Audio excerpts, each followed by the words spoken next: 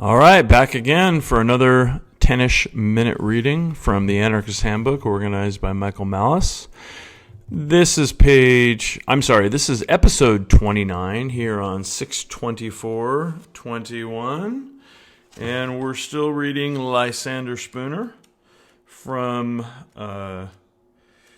his famous work, No Treason, number 4, The Constitution of No Authority, 1870. And we're starting about halfway down, page 101, section 7. Here we go.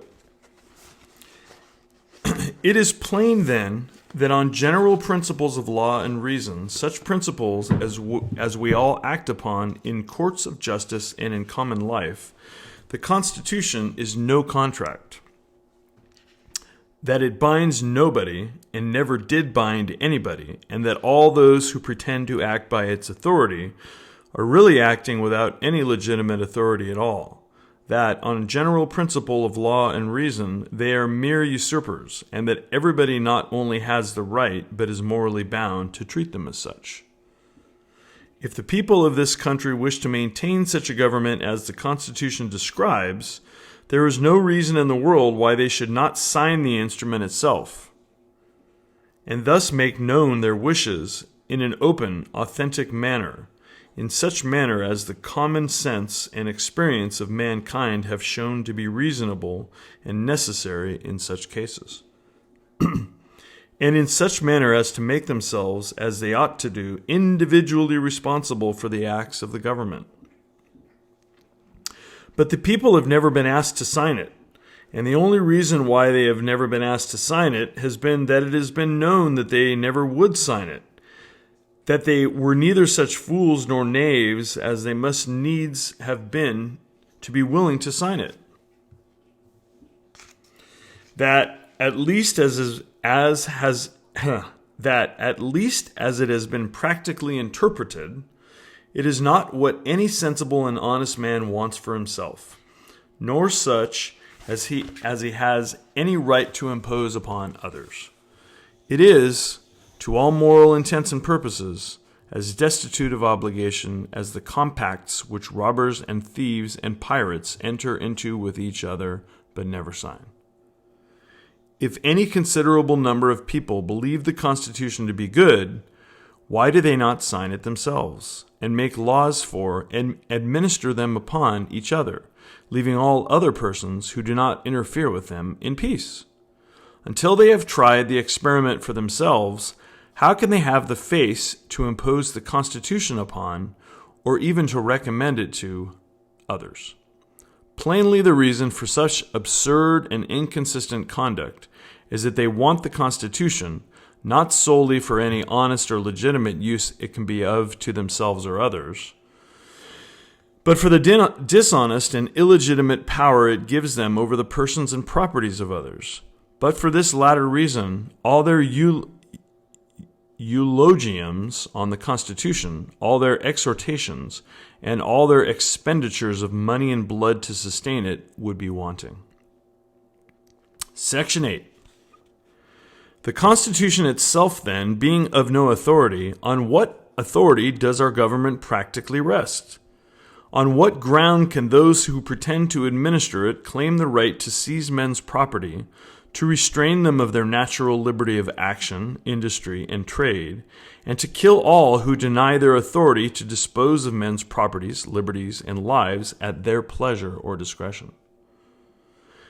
The most they can say in answer to this question is that some half, 2/3, or 3/4 of the male adults of the country have a tacit understanding that they will maintain a government under the Constitution, that they will select by ballot the persons to administer it, and that those persons who may receive a majority or a plurality of their ballots shall act as their representatives and administer the Constitution in their name and by their authority.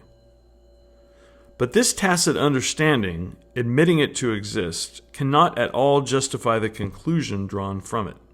A tacit understanding between A, B, and C that they will, by ballot, deputize,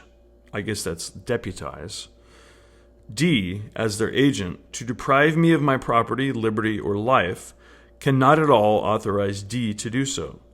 He is nonetheless a robber, tyrant, and murderer, because he claims to act as their agent, than he would be if he avowedly acted on his own responsibility alone. Neither am I bound to recognize him as their agent, nor can he legitimately claim to be their agent, when he brings no written authority from them accrediting him as such. I am under no obligation to take his word as to who his principles may be, or whether he has any. Bringing no credentials, I have a right to say he has no authority even as he claims to have, and that he is therefore intending to rob, enslave, or murder me on his own account. This tacit understanding, therefore, among the voters of the country amounts to nothing as an authority to their agents. Neither do the ballots by which they select their agents avail any more than does their tacit understanding, for their ballots are given in secret, and therefore in a way to avoid any personal responsibility for the acts of their agents. No body of men can be said to authorize a man to act as their agent to the injury of a third person, unless they do it in so open and authentic a manner as to make themselves personally responsible for his acts. None of the voters in this country appoint their political agents in any open, authentic manner, or in any manner to make themselves responsible for their acts. Therefore, these pretended agents cannot legitimately claim to be really agents. Somebody must be responsible for the acts of these pretended agents, and if they cannot show any open and authentic credentials from their principles, they cannot, in law or reason, be said to have any principles. The maxim applies here that what does not appear does not exist. If they can show no principles, they have none. But even these pretended agents do not themselves know who their pretended principles are. These latter act in secret, for acting by secret ballot is acting in secret as much as if they were to meet in secret conclave in the darkness of the night, and they are personally as much unknown to the agents they select as they are to others. No pretended agent, therefore, can ever know by whose ballot he is selected, or consequently who his real principles are. Not knowing who his principles are, he has no right to say that he has any. He can at most say only that he is the agent of a secret band of robbers and murderers who are bound by that faith which prevails among confederates in crime to stand by him if his acts, done in their name, shall be resisted. Men honestly engaged in attempting to establish justice in the world have no occasion thus to act in secret, or to appoint agents to do acts for which they, the principals, are not willing to be responsible. The secret ballot makes a secret government, and a secret government is a secret band of robbers and murderers. Open despotism is better than this. The single despot stands out in the face of all men and says, I am the state, my will is law, I am your master, I take the responsibility of my acts. The only arbiter I acknowledge is the sword. If anyone denies my right, let them try conclusions with me. But a secret government is little less than a government of assassins. Under it, a man knows not who his tyrants are until they have struck, and perhaps not then. He may guess beforehand as to some of his immediate neighbors, but he really knows nothing. The man to whom he would most naturally fly for protection may prove an enemy when the time of trial comes. This is the kind of government we have, and it is the only one we are likely to have until men are ready to say, we will consent to no constitution except such an one as we are neither ashamed nor afraid to sign, and we will authorize no government to do anything in our name which we are not willing to be personally responsible for. Section 9. What is the motive to the secret ballot? This, and only this.